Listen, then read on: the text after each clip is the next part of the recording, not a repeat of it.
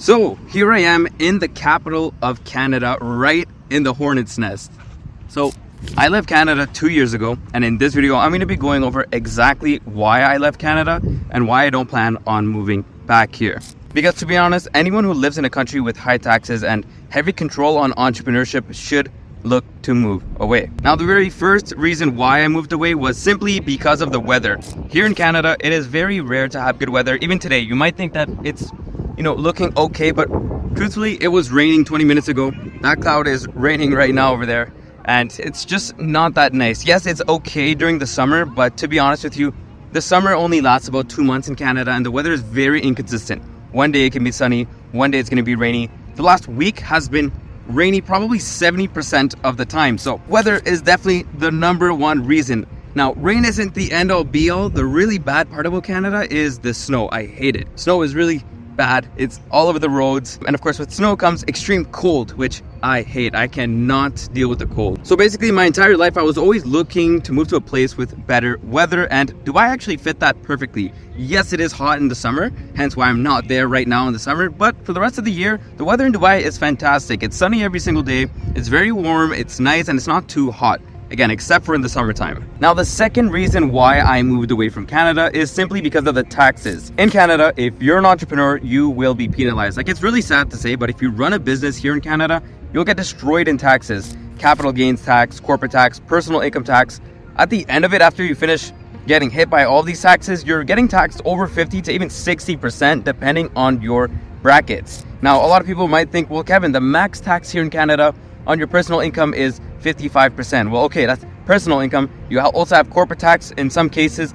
And of course, on top of that, whenever you go and buy goods and services, you have to pay 13% in taxes for whatever you buy. So it really does hit you into taxes. So for example, let's say you made $200,000. Well, realistically, you're not making 200K. You're making $130,000 net. And then you have to go and spend $130,000 and you're going to pay another 13% in taxes on that. So realistically, your money is not even worth what it's worth. It's worth even less than that. And if you go a step further, if you make $1 million, you're getting taxed over $500,000. Plus, again, if you go and buy stuff, well, now if you're really wealthy, you're going to get hit with the sales tax that is specialized for the wealthy individuals. There's a luxury tax on goods and services that exceed a certain amount. While in Dubai, if you run a business, yes, you might have small corporate taxes to pay in some very specific cases, but for most people, there's a 0% tax on literally everything. So if you make $100,000, you're keeping it. If you make $800,000, you're also keeping it, which makes it really good for people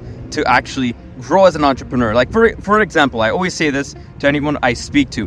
Let's say you only save $100,000 in taxes. Now, I might say this is only, but a lot of the people I speak with make well over $500,000 per year. And $100,000 is just a small portion of their tax savings. But let's say you only saved 100K and then you put that in the stock market for 45 years at an 8% return that gives you over $3 million, right?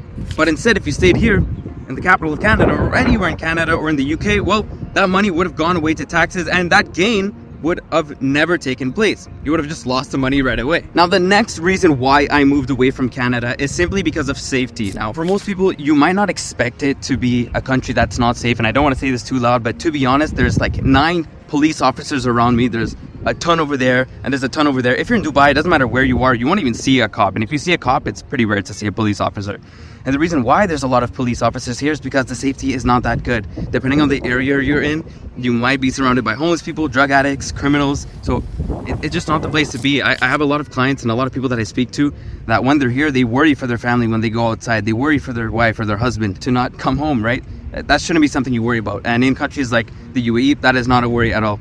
Like I said, I've never seen crime in my life. I've literally left my wallet on a table in the middle of a mall with thousands of dollars inside of it when I didn't have any worries. Of course, I was thinking about it because I'm from this country where if I did this here in this mall here, then I would lose that money. But in Dubai, that doesn't even happen. You're not worried that you're going to get hurt, harassed, stolen from. That's just not what happens. And that's exactly why Dubai is actually one of the safest countries to travel to. You can check it right here. It is, in fact, one of the safest places to go to. A lot of people don't know about this. To be honest, they don't know much about the UAE, which, to be fair, if you're from the West, that's not really something that's inside of your, scope of care, if I'm being honest. But when people start to look into Dubai and start to think that it's not just a flashy place, it's a place where you can actually go raise a family, be safe, and live a good life. Now, the next thing is quality of life, which is really important. So yes, Canada does have a high quality of life, although that has been dropping. We did drop to 33 on the list of quality of life, so that's not good. But with that being said, quality of life can be good here, but in order to access the same level of quality of life as in a place like the UAE, Dubai, you would need to spend a lot more money. So goods and services in Dubai are a lot cheaper. So if you want to have a nanny, if you want to have a cleaner come to your house, it's super cheap. It's not unachievable for someone to get someone to come and clean your house. So services are really good. The food is high quality in Dubai. It's imported from all over the world. Fantastic country. So you get really, really tasty food, really tasty fruits, all that stuff. In Canada, you're kind of limited to the US, Mexico, which to be fair, have really good food, but the UAE, you're more in the middle of the globe. So you have way more countries around you that can give you a lot more stuff. Now, with that being said, I'm talking about the cost of the quality of life. In order to live in a city like Toronto, Canada, which is kind of the equivalent of Dubai, which I wouldn't even compare them, but it's kind of the equivalent. It costs you 20% more to live in a city like Toronto. So if you wanted to live in Dubai, it's actually 20% less on average in terms of your expenses. Here it is right here. And in terms of living, you get more bang for your buck. So that's fantastic. Plus, you have all the tax savings as well, which can put you much further.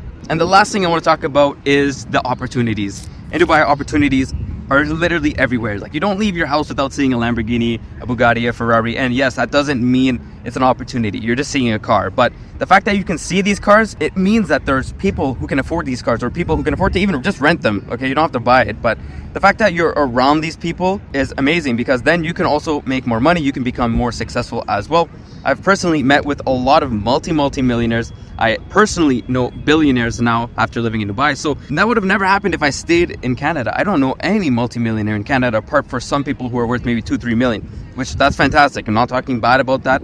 I'm not even at that level myself yet. But in Canada, being worth 2-3 million is a big deal. But in Dubai, it's not really a big deal. So people shoot for much higher, 10, 20, 30, 40, 50 million. Because not only is it more normalized, but it's more possible there. With all your tax savings, you can easily get to 100 million, right? With the example that I gave you, if you saved $100,000, right? What if that was $1 million in taxes that you saved and then invested? Do the math. Like, that would have given you this based on the 8% return for 45 years. It doesn't make sense to stay in a country that taxes you so much. And if you do want to come back, then you can in the future. But I definitely think that for someone starting out in entrepreneurship, or someone who is making good money, you should definitely leave, because it could literally be the difference between you being just, you know, a 1-digit millionaire to a 2-3-digit millionaire doing the exact same thing. You know, some people are okay with that, but most people really aren't. And that's why we've been seeing a huge shift of people moving away from countries like Canada, the UK, Spain, France, and move to the UAE. And if you want to learn exactly how I moved to Dubai, then click on this video right here, where I go over exactly